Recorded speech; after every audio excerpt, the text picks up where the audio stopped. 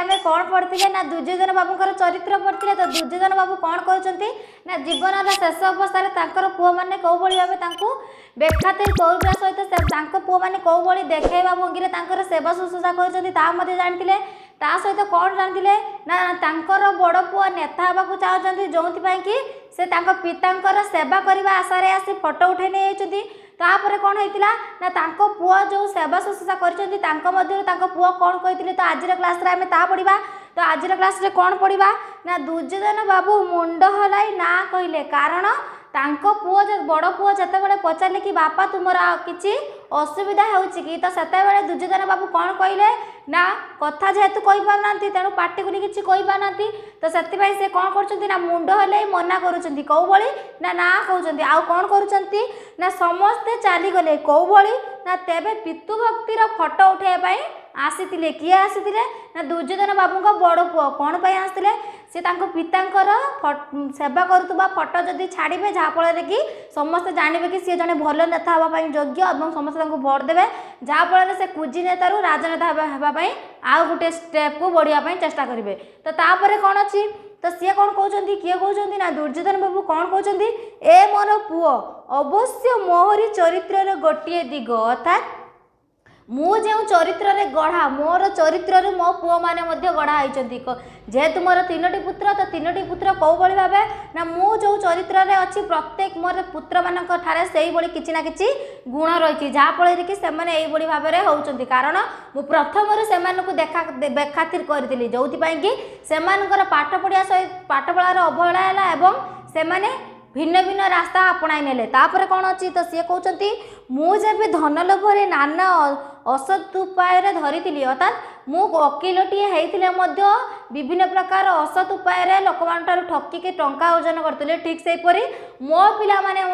भाव प्रयोग कर जहाँफल कि से असत उपाय विभिन्न प्रकार कार्य मान हासिल कर सहित सी कौन कहते ना नाना कूटनीति द्वारा चाकरी क्षेत्र में द्रुत ऊपर को उठी चली किए कहते ना दुर्योधन बाबू यही भाव चली जाती। तो सी कौन कहते ए पुत्र मोर से समय मोर गुप्त चरित्र एक प्रकाश अर्थात मुझे मो चाकरी अवस्था थी समय गुप्त भाव में असत उपाय लोक पैसा उपार्जन करी ठीक सेपरी मो पुओ यही सब चरित्र गोटे गोटे अंश अर्थात पार्ट। तो तापर से कौन कहते अतएव तार किसी दोष ना। तो दुर्योधन बाबू कौन कहते मो पुओ ये मो मो पुओर कौन दोष ना कारण मो चरित्र मो पुओटा गढ़ाई जदि मु प्रथम मो पुओ को ठीक भाव में ध्यान देवा सहित निज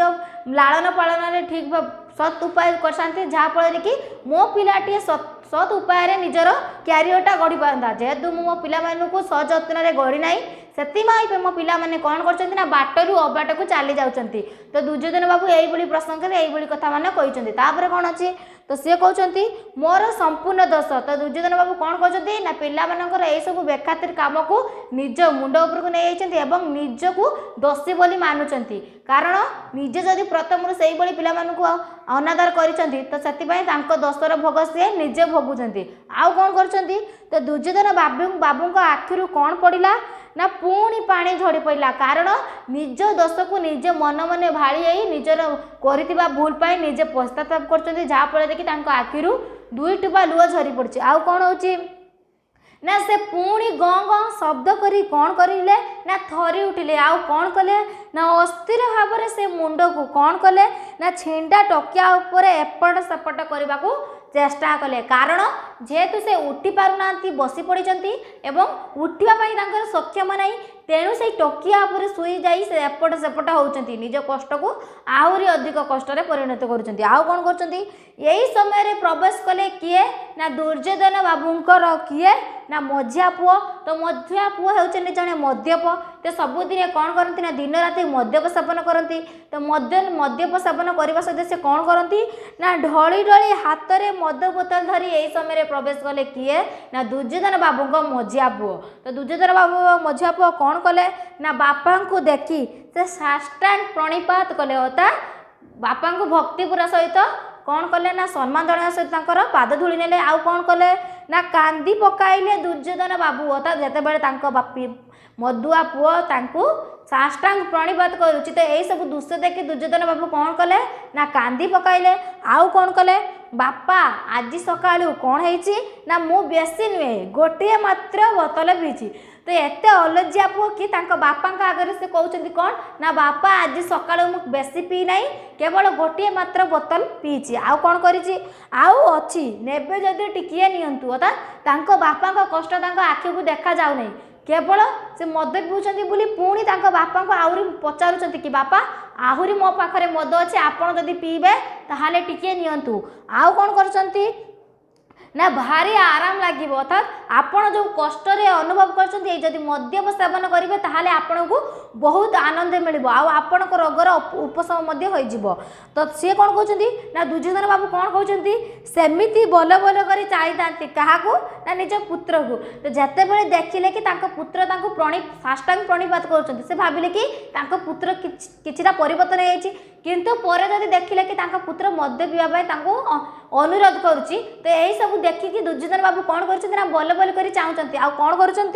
ना दुर्योधन बाबू कौन कहते पुत्र पित्रा को अनुरोध करुच्ची टिकिए मद पीवा कौन भावुंट कि कौभली पुत्र कौभली मु संस्कार देछि कि मो पिला मते अनुरोध करुच्ची मद्यप सेवन करने। तो आउ कौन कर ना हाँ हाँ हा हा हा पुत्र लहलाई कौन कहते हसु हसु टली पड़े। तो दुर्योधन बाबू कौन कर निज कर कुकर्म सहित निज दुर्भाग्य को एटारे दोष दे कौन कर हसी हसवा सहित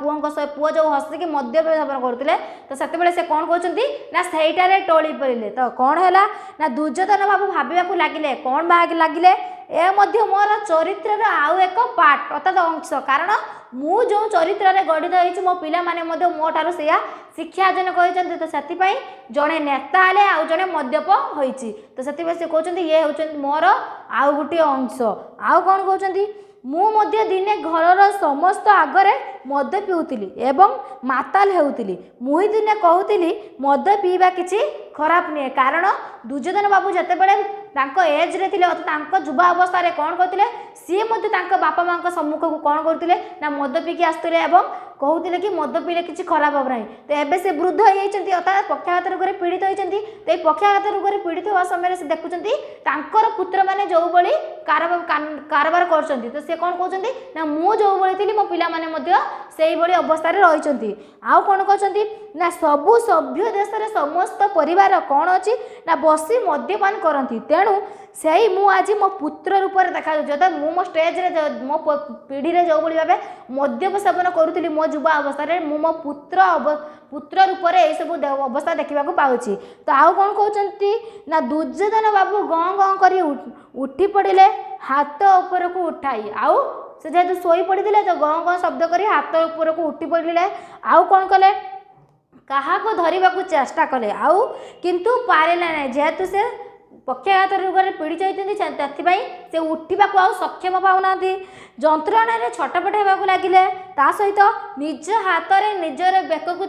चिपिला भली आत्महत्या करने को चेष्टा कले कारण निज भाग्य को से आपणा सहित ये जो कष्ट अनुभव कर कष्ट अनुभव उपचार पाइबापी अर्थात परिवार दूरे जावाई से निजे निजे कौन कर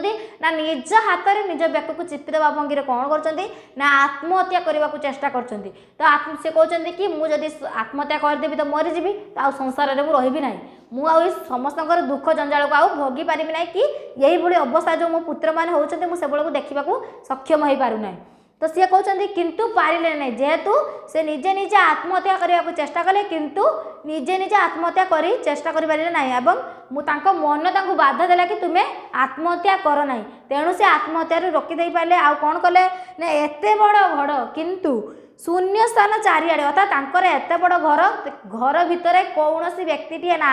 से कौन कहते ना शून्य स्थान पड़ कहीं भी केउठारे ना आउ कौन कहते ना समस्ते जे जार प्रभृति मार्ग में चली जाइछन्ति अर्थात तांको स्त्री जाइछन्ति पार्टी क्लब को आउ तांकर जो तीनोटी पुत्र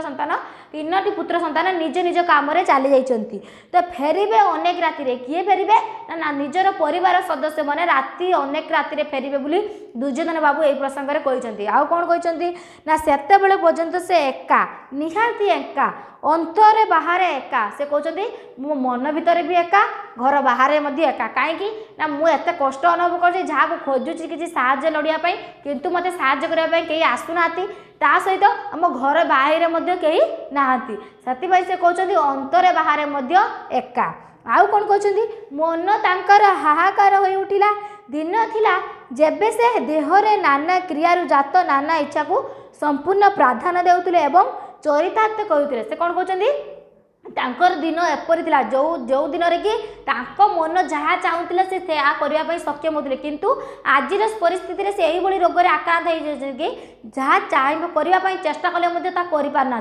तो कौन करछंती ना देह द्वारा कौन से भाव प्रभावित न होई शुद्ध चिंता जे थाई पारे से कथा स्वीकार करि पारनांती किए ना दुर्योधन बाबू आज से भाबुचंती प्रथम व्यक्ति और समाज पक्षरे अमंगलकारक ध्वंसकारक द्वितीय उभय पक्षरे मंगलकारक किंतु लेडी गुड़ कहूणी को बही गले कौन हम आउ किछि उपाय नहीं जिते बड़े आम परिस्थिति को सुधार को चेष्टा करबा जदि समय थिबा समय आम जब सुधार देबा ताहाले जहाँ सबकि समाधान हो किंतु जिते समय बाहर चली ताहाले कौन हो ना परिस्थिति अन्य किसी मोड़ नहीं पार जहाँफल कि आम ताहाकू सुधारी पारिबा नहीं तो कौन कहते से कौन से मत बहु जंत्रणा पाइले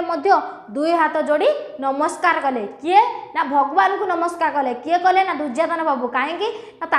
मन देहरे जो कष्ट अनुभव होता से कष्ट अनुभव सत्ते भी से भगवान को स्मरण करने को चाहूले तो आज क्लास रे आम कौन पढ़िले ना दुर्योधन बाबू कौ भाव भगवान को स्मरण करजे जो भूलटा कर भूलटा किपरि निज पुत्र मान जरिया देखा पाँच तो आज मुझे आशा करुँ तुमको भिडियोटी भल लगते जदि भिडियोटी भल लगते तो लाइक कर निज सांग शेयर कर आम चैनल को सब्सक्राइब